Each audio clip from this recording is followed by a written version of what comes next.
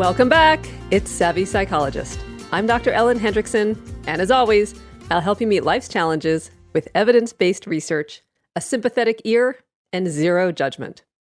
Everybody needs a break, and two great inventions that speak to that need are the weekend and the vacation, both of which have a distinct beginning and end. But a break in the middle of the workday is a more elusive challenge, because deadlines, demanding bosses, guilt, and sheer workload often make us power through. We eat lunch while catching up on email and consider a walk to the bathroom a luxury. On the other hand, even if we value and prioritize breaks, sometimes they go off the rails, unintentionally shape-shifting into a momentum-killing 2-hour rabbit hole of online shopping, one more round of Snake vs. Block, or BuzzFeed quizzes. Anyone for a round of We Can Guess Your Eye Color based on the trip you plan to Michigan? Anyone? Either way, stopping to stare out the window or wander the halls at work may seem lazy, guilt-inducing, willpower taxing, or logistically impossible. However, done right, breaks can boost focus, recharge your batteries, and make you more productive. Not to mention, happier. So, should we meditate, knock out some burpees, watch the latest SNL cold open, stare out the window, pester our cube mate, or none of the above? How to do it right? Well, this week, here are 7 ways to make those few minutes really count. Tip number 1 is the basics. Any break is better than no break. So for anyone who's so overscheduled that lunch consists of wolfing down a protein bar in a bathroom stall, let's make it clear that taking a break, any break, is better than powering through. A study in applied cognitive psychology ran a head-to-head comparison of 5 different kinds of breaks. Everyone was asked to focus on a task that required sustained attention for 45 minutes. And in the middle, participants took a 5-minute break to play on their phone, sit in silence, listen to a Coldplay song, watch a Coldplay video, because apparently even researchers crush on Chris Martin, or choose between the song and the video. And compared to the group that took no break at all, performance was better in every single one of the break conditions. And this makes sense. After all, how much productivity do you realistically get out of that 5th straight hour of studying for your calculus exam? Taking a break, whether it's quiet or loud, mindless or mindful, is better than nothing. Tip number 2, make your break different than your work. Everyone has that coworker whose cologne makes your eyes water. But even though you can smell the Drakkar Noir before he enters a conference room, he has no idea. Why? Well, it's a trick of the brain called habituation.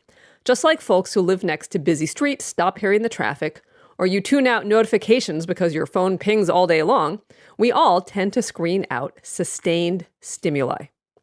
And researchers from the University of Illinois hypothesize that even when we're actively attending to stimuli, like a work project or other tasks they dub cognitive goals, we still habituate as time goes by, making task-unrelated thoughts, aka distractions, more active. Therefore, the researchers proposed that, quote, deactivating a cognitive goal, in other words, taking a break, can keep habituation from occurring. And after the break, the goal can be reactivated. Therefore, for your break, do something 180 degrees different than what you were doing. So for those of us who stare at a screen all day, that rules out taking a break by staring at your phone. So instead, doing something physical, like a few jumping jacks, going for a walk to pick up lunch at the Thai place down the street, or strolling across the building to rehash The Bachelor with Jasmine from HR, will benefit you more than playing love balls on your phone. Though again, love balls is better than no break at all. Tip number 3, counterintuitively, take breaks that keep you in work mindset. Okay, so we've talked about productive procrastination on the podcast before, like unloading the dishwasher, getting your Instacart shopping done, or catching up on that nonfiction book you've been meaning to read. It feels like you're getting something done, even if it's not the big thing with the looming deadline that you're supposed to be working on. Now, productive procrastination may be full of pitfalls, but the very same types of tasks, productive but easy, like sorting the mail or searching online for plane tickets, can be perfect for taking a break. Productive tasks that don't require much brain power, but still provide contrast to your work, can downshift your gears without taking you out of a work mindset. Now, back in tip number 2, we talked about making your break contrast with your work. But an activity that contrasts with your work ethic virtually guarantees you'll still be watching honest trailers on YouTube 45 minutes later. Therefore, test out breaks that don't break your productivity momentum. Walk across the hall to chat with your coworker about a project, reschedule your dentist appointment, or if you work from home, throw a load of laundry into the machine. Tip number 4, take a micro break. A break doesn't have to be elaborate or lengthy, especially if you're trying not to break momentum. An under-a-minute micro break might be just what you need. And the bonus? They can actually be effective. Researchers from the University of Melbourne asked participants to complete a tedious task that required close attention, specifically pressing a computer key when any numerical digit except 3 appeared on their computer screen. In the middle of the task, half the participants were shown a picture of a building with a bare concrete roof for just 40 seconds, while the other half were shown a picture of a flowering green roof for 40 seconds. Now, those who saw the green roof made significantly fewer mistakes on their subsequent task, providing a shout out for both micro breaks and for green city roofs. So even under a minute of staring out the window, it turns out, can be good for your productivity. Tip number 5, trade the mid-afternoon slump for a morning break. Now, most of us head for Starbucks or catch up on Colbert monologues during the 3 p.m. mid-afternoon slump. But a study out of the Journal of Applied Psychology found that a break in the morning was more productive. Why? Well, essentially, by 3 p.m., it's too late. You're already drained and are good only for brainless administrative tasks or cleaning out your email inbox. But in the morning, you can still regain your 9 a.m. levels of focus after a rejuvenating break. Many of us focus better in the morning, so extend your peak productivity by taking a break around 10 or 11.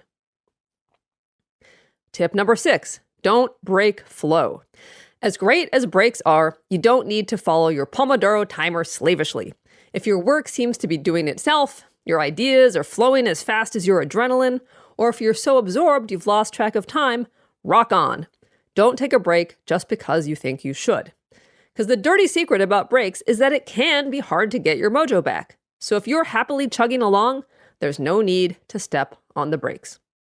Tip number 7, but when it's time to rest, rest like you mean it. After your work is over, rest like you mean it. If your work week keeps you tethered to your email, dare to leave it behind on the weekend, or at least until Sunday night. Use evenings and weekends to put away your to-do list. Do activities that take you out and away from work completely, and see your friends and family.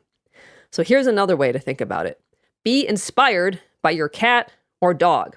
When they rest full on. They don't check Twitter or think about Monday morning. They find a sunny spot and rest like it's the only thing on the agenda. Because it is.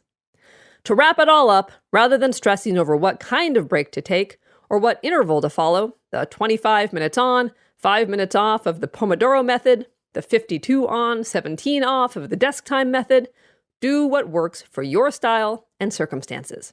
So in short, go ahead and hum the Kit Kat jingle to yourself as you take a walk around the block, gush about the Great British Bake Off with Alan from accounting, stay productive by making a grocery list, or of course, listen to Coldplay.